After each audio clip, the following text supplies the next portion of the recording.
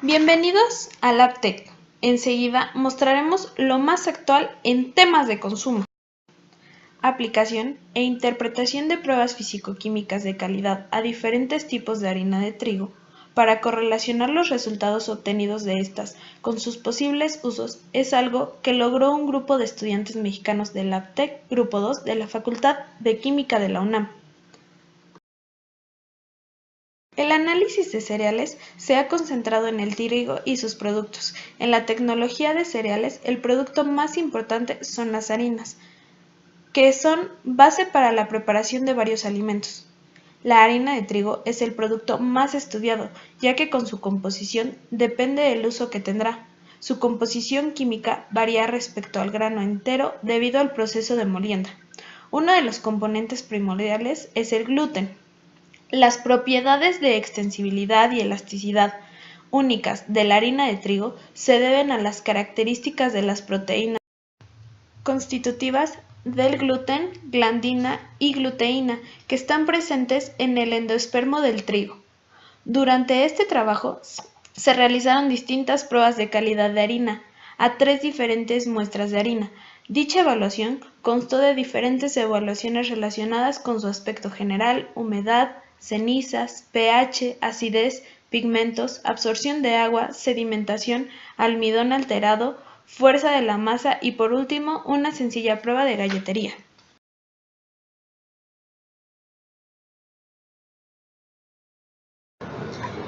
En la siguiente tabla podemos observar el aspecto sanitario en general de las 3 diferentes muestras de harina analizadas. En general, las muestras de harina analizadas a simple vista mostraron un aspecto general satisfactorio. La textura, relacionada principalmente a la suavidad, el color y el aspecto visual.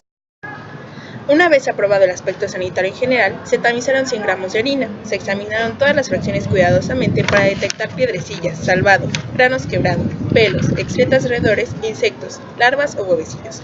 La norma oficial mexicana, la NOM 247, señala que en 50 gramos de producto no deben de estar presentes más de 50 fragmentos de insectos, no más de un pelo de roedor y estar ausente de excretas de roedor. Al analizar las muestras de harina, no se observó la presencia de materia extraña e infestación en las harinas comerciales. Sin embargo, en la harina experimental se observó materia extraña como granos quebrados. Para la determinación de color, se preparó una mezcla de harina y agua y se extendió en un portaobjetos. Se comparó el color contra la escala Pantone. Este sistema nos permitió identificar el color de las muestras de harina mediante diferentes códigos. El color se relaciona con los pigmentos del trigo y con el salvado de la harina. Para fabricar la harina refinada o harina blanca, se remueve el salvado y el germen del grano y se muele únicamente el endospermo. La harina integral es más oscura en comparación con la harina refinada. La norma mexicana 007 sugiere que el color característico de una harina refinada es blanco o ligeramente amarillo, por lo que cumple con esta referencia. El color amarillo se debe a los carotenos, xantofilas, flavonoides. Los carotenos se encuentran en mayor proporción en el endospermo.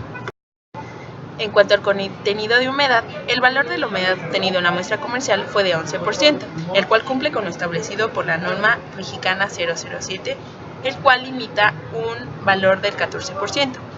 Este valor es de suma importancia, ya que un porcentaje mayor al 14% propicia el desarrollo de hongos e insectos, debido a que el agua es el solvente en donde ocurren las reacciones químicas y enzimáticas de la célula, y es indispensable para el desarrollo de los microorganismos.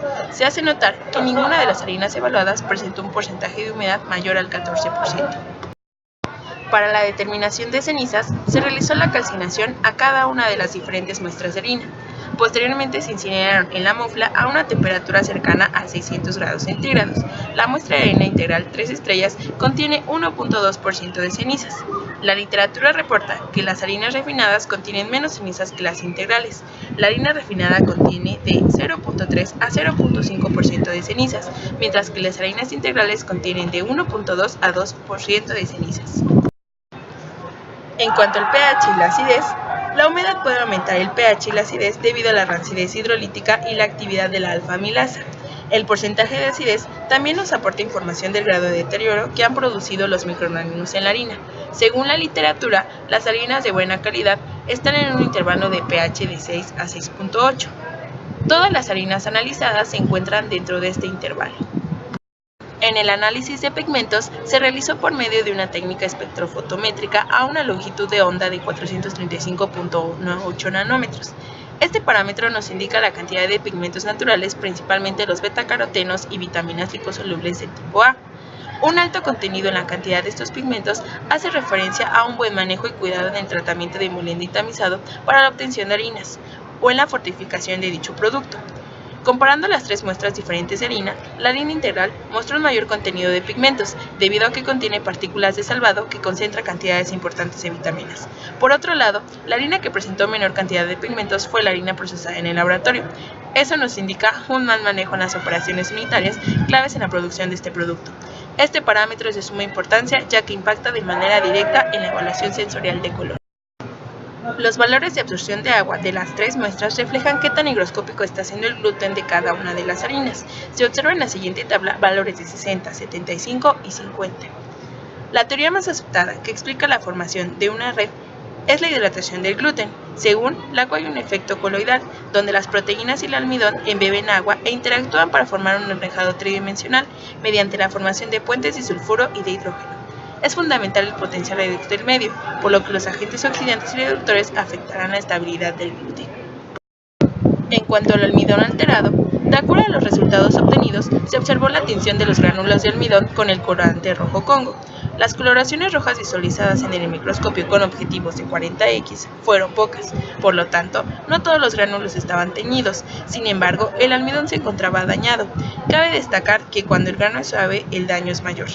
El almidón dañado está en función de las características del endospermo del trigo y de la acción mecánica de los rodillos de molienda. Utilizar este tipo de harinas no es apropiado para elaborar pan o galletas, ya que habría mayor cantidad de humedad afectando la calidad del producto. Debido a las proteínas que se encuentran en la harina, es posible formar una masa elástica y viscosa cuando se mezclan con agua. He aquí el por qué es importante determinar la calidad de las proteínas que la forman. Las gliadinas y gluteninas son las proteínas con mayor importancia en la harina por su funcionalidad en los productos de panificación. La calidad y cantidad de gluten que esté presente en una harina es la característica vital para definir el valor panadero. Se desea que el gluten manifieste firmeza, elasticidad, tenacidad y al mismo tiempo que sea bastante extensible. Se obtuvo una buena cantidad de gluten en la muestra de la harina experimental, se manipuló el gluten con los dedos y se observó una buena elasticidad.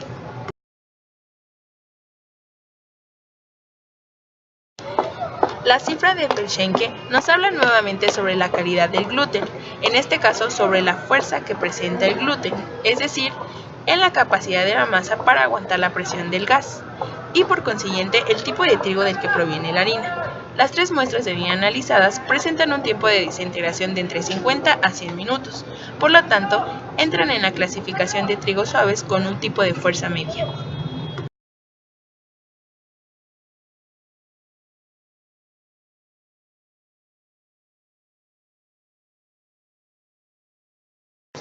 En cuanto a la prueba de sedimentación con isopropanol ácido láctico, la prueba nos indica que, si la sedimentación es muy rápida y de menor volumen, el enrejado tridimensional, debido a las interacciones de las proteínas del gluten y el almidón formado, es de poca calidad. En cambio, si es un proceso lento con mayor volumen, nos indica que el gluten es de mejor calidad.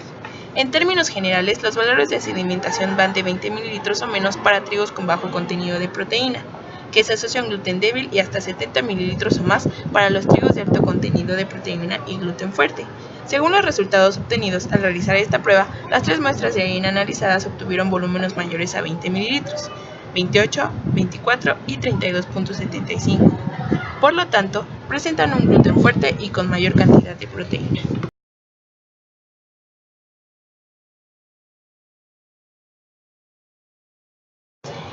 La prueba de galletería nos permite evaluar el desempeño de la harina en la elaboración de productos. Dicha prueba consistió en preparar galletas y determinar el diámetro y altura promedio de las 6 piezas. Las mejores harinas para la elaboración de galletas son las que tienen un valor cercano a 100 en el factor de expansión. Para los resultados grupales podemos ver que las galletas que tienen diámetros más grandes, es decir, la harina experimental, tienen el factor de expansión más grande. Esto se debe a que la altura que alcanzó fue más baja que los demás. El gluten noveno de esta harina fue el más alto de las tres muestras, y el de altura más pequeña. Esto puede deberse a que el gluten contenido en esta muestra no haya tenido una buena viscoelasticidad y, a pesar de tener gran cantidad, no sea de calidad. Cabe destacar que ninguna de las 3 muestras de harina evaluadas en dicha prueba obtuvieron factores de expansión de alrededor de 100. Por lo tanto, con ninguna de las 3 muestras de harina se recomienda hacer. Finalmente, podemos concluir lo siguiente. En cuanto al aspecto sanitario general, materia extraña e infestaciones, color y humedad, las 3 muestras cumplen con lo establecido por la norma mexicana 007. Con respecto al porcentaje de gluten, todas las harinas superan el 9% de gluten seco, pero no todas el porcentaje de gluten húmedo requerido, que va de un valor de 31.3 a 29.7%. La harina experimental contiene 30.8% de gluten húmedo y presenta un mayor factor de expansión en galletería. Sin embargo, ninguna de las 3 muestras de harina evaluadas en prueba de galletería obtuvieron factores de expansión de alrededor de 100, por lo tanto, es poco recomendable la elaboración de galletas con este tipo de harinas. Y, con respecto a la fuerza del gluten, las 3 muestras de harina contienen un gluten de fuerza media. Las harinas que presentan una mayor proporción de gluteninas son más fuertes y tenaces, mientras que las harinas que presentan una mayor proporción de gliadinas son más viscosas y extensibles. Las harinas con una relación balanceada de gliadinas y gluteninas presentan una fuerza media y son utilizadas para panadería. Las harinas que presentan una mayor proporción de gluteninas se utilizan para elaborar pastas, y las harinas que presentan una mayor proporción de gliadinas se utilizan para elaborar galletas.